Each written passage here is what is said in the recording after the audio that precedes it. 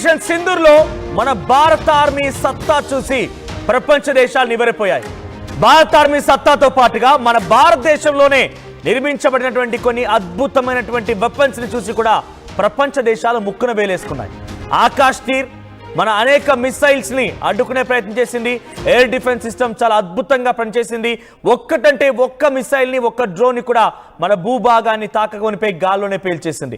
ఇటువంటి భారతదేశం నుంచి ప్రొడ్యూస్ అయినటువంటి అనేకమైనటువంటి ఆ మిసైల్, ఎయిర్ డిఫెన్స్ సిస్టాలన్నీ కూడా మనం ఈ ఆపరేషన్ సింధూర్లో వినియోగించాం.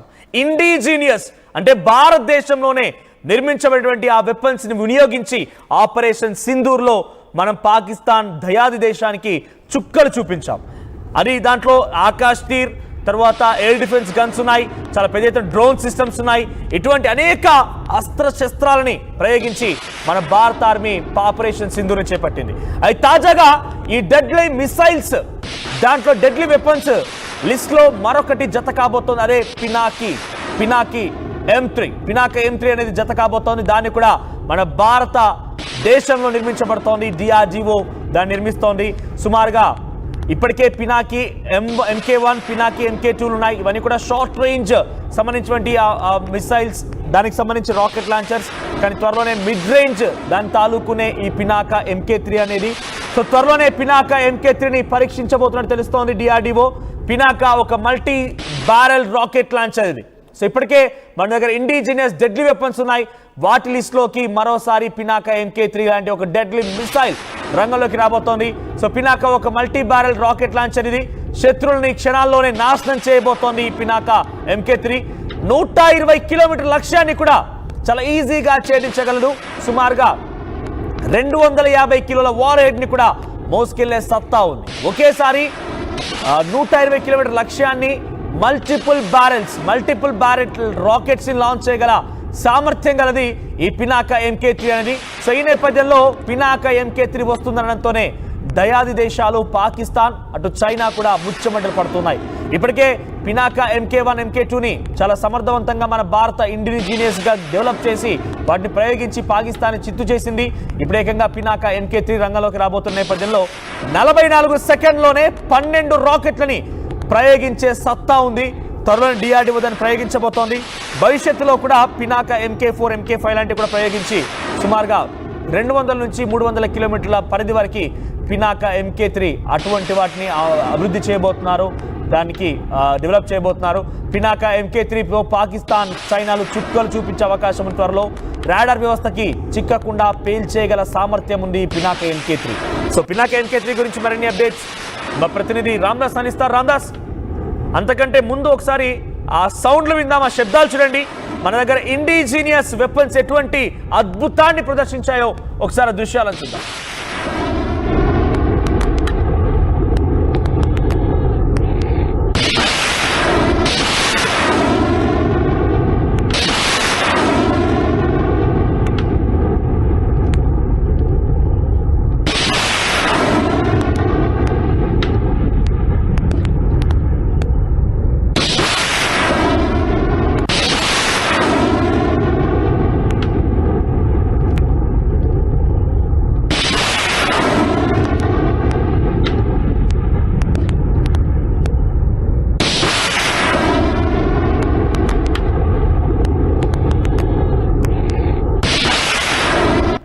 ఇక్కడ మీకు కనిపించే దృశ్యాలను కూడా ఆపరేషన్ సింధూర్ సమయంలో మన భారత్ వైపు నుంచి పాకిస్తాన్కి చొచ్చుకున్నటువంటి రాకెట్లు, మిసైల్ ఇవన్నీ కూడా ఇప్పుడు పినాక MK3 రాబోతోంది.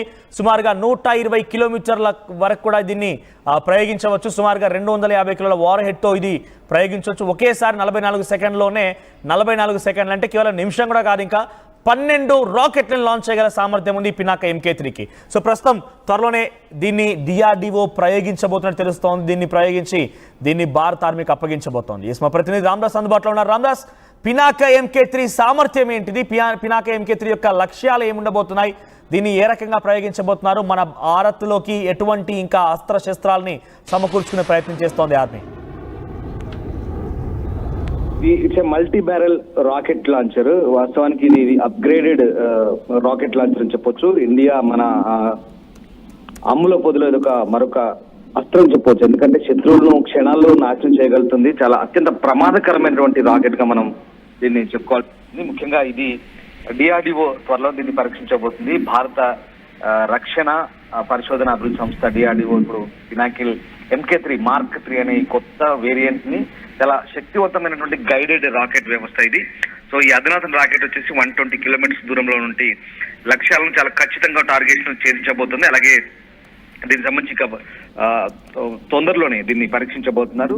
సో ఒక్కసారి మోహరించిన తర్వాత ఈ వ్యవస్థ భారత సైన్యానికి ఒక ఇట్స్ గేమ్ చేంజర్ అన్నమాట. చాలా ఇంపార్టెంట్ గా ఉండబోతోంది. ముఖ్యంగా చైనా, పాకిస్తాన్ లాంటి పొరుగు దేశాలకు ఉన్నటువంటి ఈ దీర్ఘశ్రేణి ఆయుధాలకు పోటీగా ఇప్పుడు ఇది తయారు కాబోతుంది. అంటే అఫ్ కోర్స్ ఇప్పటికే పినాకాలో మార్క్ 1, మార్క్ 2 వేరియంట్స్ ఉన్నాయి. ఇప్పుడు మార్క్ 3 ఇది పినాకా మార్క్ 3 అంటారు, MK3. సో ఇది it's multi barrel rocket launcher. దీన్ని పూణేలో డెవలప్ చేశారు DRDO and armament research development establishment, ARD అంటారు. సో ఇది ఒక జాయింట్ వెంచర్ అన్నమాట. సో ఇది పినాకా కుటుంబంలో అత్యంత లేటెస్ట్ వెర్షన్ గా చెప్తున్నారు. ఇంతకుముందు MK1 ఉంది, ఇది 40 kilometres range, MK2 90 kilometres range. అలాగే ఇది గైడెడ్ పినాకా అంటారు. ఇది 90 కిలోమీటర్ల వేగంతో ఉండే MK2. సో దాని తర్వాత ఇప్పుడు MK3 అనేది 120 కిలోమీటర్స్, చాలా ఖచ్చితమైనటువంటి టార్గెట్స్ చేర్చగలుగుతుంది. 250 కేజెస్ వార్ హెడ్స్ ని కూడా మోసుకుపోయే సామర్థ్యం ఉంది. శత్రు కమాండ్ సెంటర్లు, ముఖ్యంగా బంకర్లను కూడా ఇది డిస్ట్రాయ్ చేస్తుంది. అలాగే వాళ్ళ సరఫరా కేంద్రాల్లో బంకర్లను కూడా డిస్ట్రాయ్ చేసే అవకాశం ఉంది.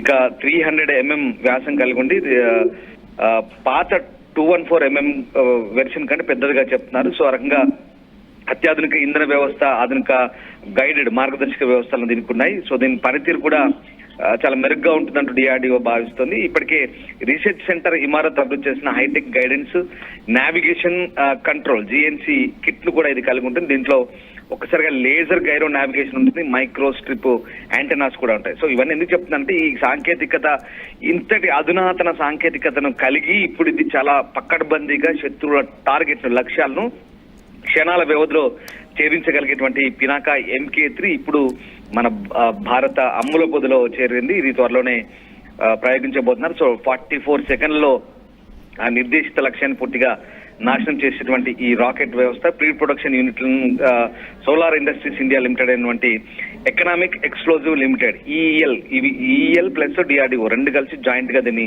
అభివృద్ధి చేశారు. సో ఇప్పుడు ఇది పరీక్షలు ప్రారంభం కాబోతున్నాయి. ముఖ్యంగా ఇప్పటికే EEL తయారు చేసిన రాకెట్లను మనం అధునాతన లాంచర్ నుంచి పినాకా డిఫరెంట్ వేరియేషన్స్ మనం ట్రై చేస్తున్నాము.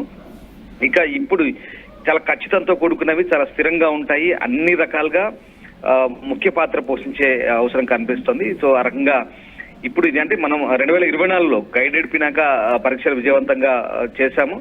సో పాత వెర్షన్ ఇది, ఇప్పుడు మళ్ళీ లేటెస్ట్ వెర్షన్ ఇది.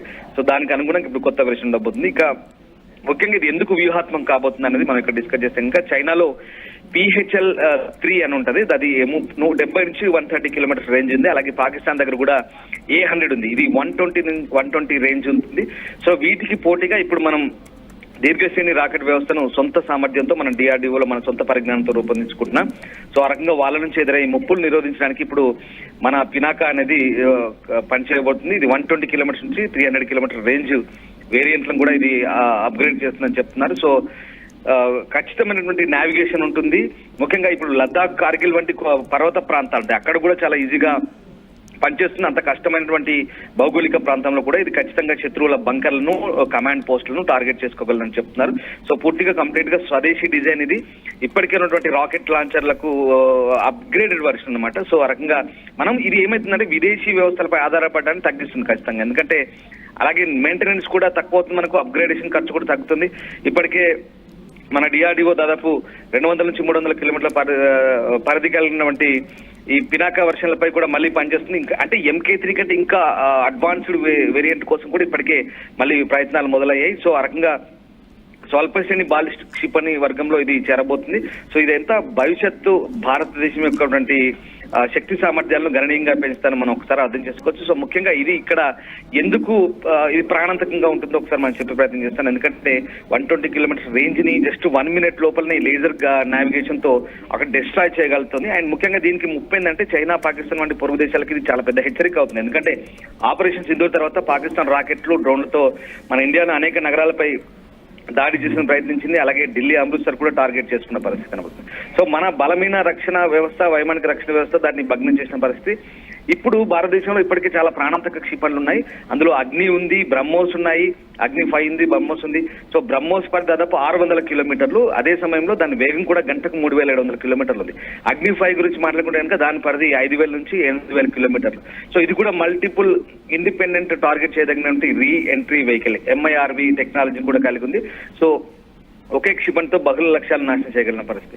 సో అలాంటి వాటి సరసన ఇప్పుడు MK3 చేరబోతుంది. MK3 కూడా తొందరలోనే పరీక్షించబోతున్నారు. సో మొత్తం మీద MK3 అనేది చాలా ఖచ్చితత్వంతో కూడుకుంది. భారత రక్షణ రంగానికి ఇది ఒక మైలురాయిగా చెప్పొచ్చు. సో ఆ రకంగా సోలార్ ఇండస్ట్రీస్ ఇండియా లిమిటెడ్ అనుబంధ సంస్థ, ఈ DRDO కూడా రెండు కలిసి పనిచేస్తున్నాయి. సో ఈ రెండు కూడా అత్యంత అధునాతనమైన పినాక